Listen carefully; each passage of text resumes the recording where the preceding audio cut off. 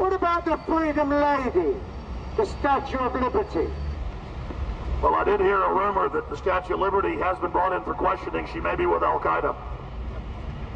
You're probably right. Freedom Doctor. 6 times they've taken me to court. Oh no, we took them to court this time, by the way. We took Mr. Charles Clark, the Home Secretary, and Mr. Ian Blair, the Commissioner of Police. I was the complainant, they were the defendants, and it was found in my favour.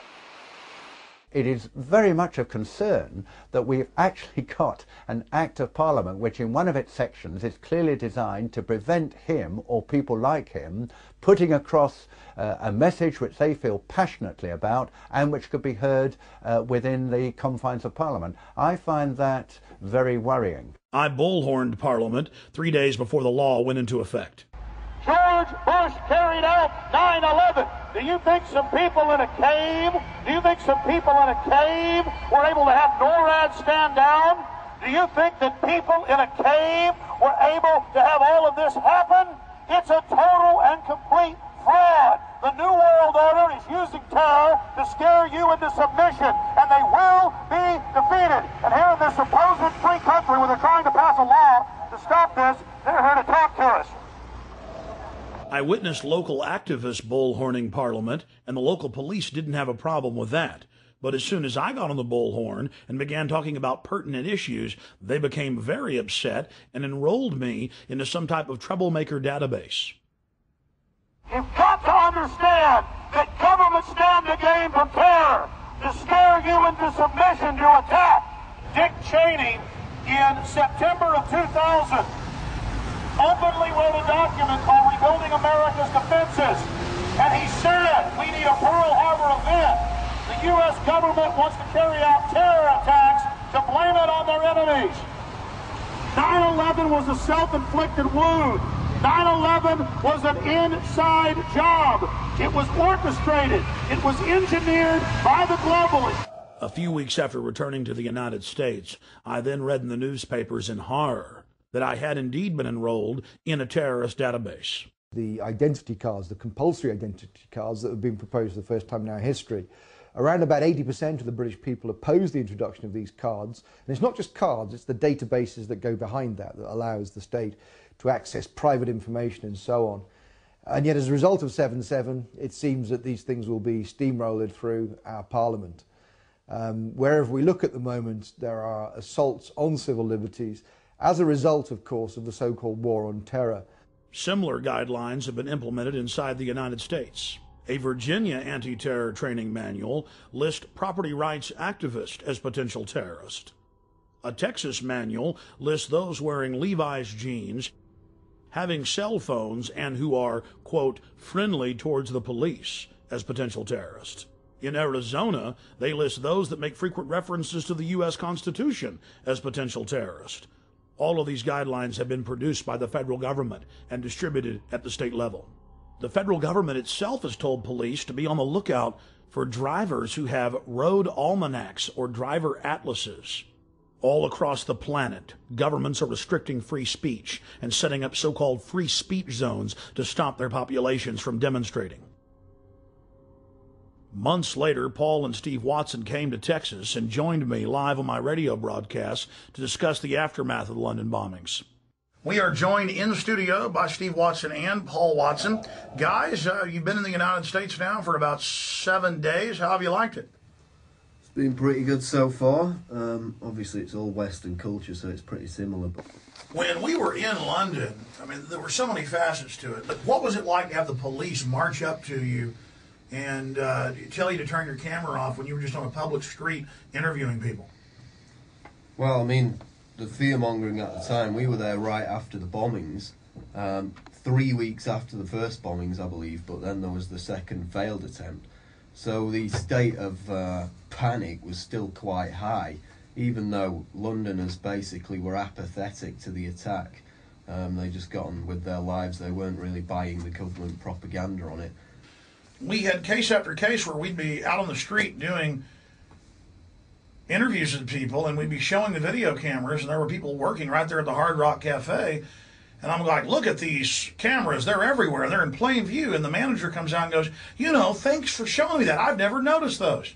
What's your name, sir? Charlie. I'm Alex. Nice to meet you, Charlie. How you doing? Good. What do you think of the new symbol of the United Kingdom is going to switch from the Union Jack to the black surveillance camera? Well, you know, there's plenty going on in London, so they need the surveillance cameras everywhere. But, I mean, it's going to be the new national symbol, or of course I'm being sarcastic, but really it has become the national symbol. 4+ million surveillance cameras in the great city of London alone. I'm the same about it. You know, I don't even see them there. You don't see them? They don't exist? No. 4 million in the city? That's the first time I've even noticed they're there, and I've been working here a year. Out of sight, out of mind, huh? That's it. That's kind of Orwellian, though. You seem like a smart guy, but did you know only the smartest people in the inner party know how to engage in doublethink and doublespeak, where you don't even notice the cameras that are there? In fact, if you say they're not there, they're not there. Here, together, let's say they don't exist. All right, they don't exist. 2 + 2 = 5. Hey.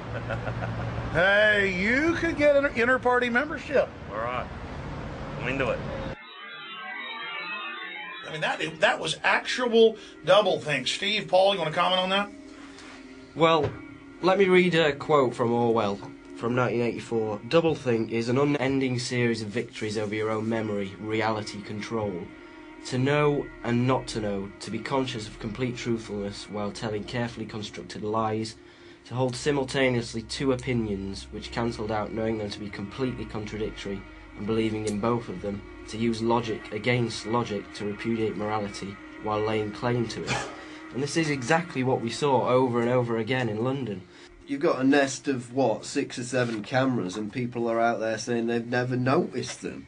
It's like, it's a survival mechanism to deny reality, but at the end of the day, it's not even a survival mechanism, it's quite dangerous.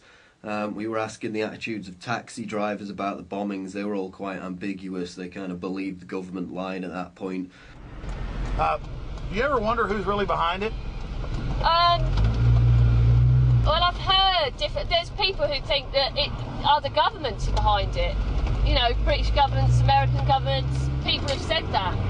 Oh, really? You heard that some people think it's the government? Yeah, I've heard that. Really? How popular is that view? Pretty unpopular, I would have thought.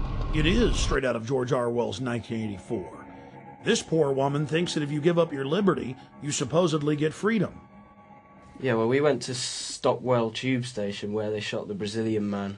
We basically noticed this woman who was working on the fruit stall. She'd been interviewed on the BBC. I'd seen her on there, so we went over to interview her. We were talking to her, and Alex asked her if she would sacrifice liberty for security. And she came back with, yes, I'll sacrifice liberty for freedom. I think people should give up their liberty for freedom. Liberty and freedom are the same thing. We then asked her again to clarify, just in case she made a mistake, and she said the same thing again. She was willing to give up liberty for freedom, which is really, it's direct doublethink, because the two things mean the same thing. We found the same mindset in Crawford, Texas, outside Bush's ranch, that we witnessed in England. Populations who are willfully ignorant, who revel in being lied to. Well, we're on our way out to Crawford, where President Bush is vacationing for 5 weeks. He spent about 1/4 of his time in the administration out here at his Hollywood set. Though he admittedly is afraid of horses and cows and many other forms of wildlife, and of course he was born in Kennebunkport, Maine, and spent most of his life there, he likes to put on a cowboy hat and a big belt buckle and strut around. He meets with all these different world leaders and decides to, basically how to carve up the world. He meets with the Saudi leaders and holds hands with them. He meets with Ariel Sharon. He meets with leaders from all over the world, but he certainly doesn't meet with the mothers of dead soldiers.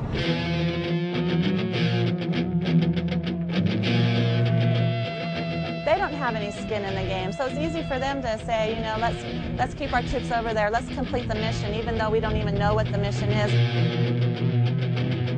That's really a theme, that we got to get them before they get us.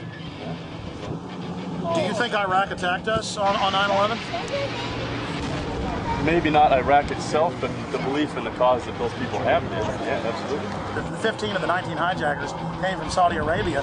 Bush is out at his ranch holding hands with the royal princes, but then we've got to go into Iraq. No, I mean seriously, sir, it's a serious issue.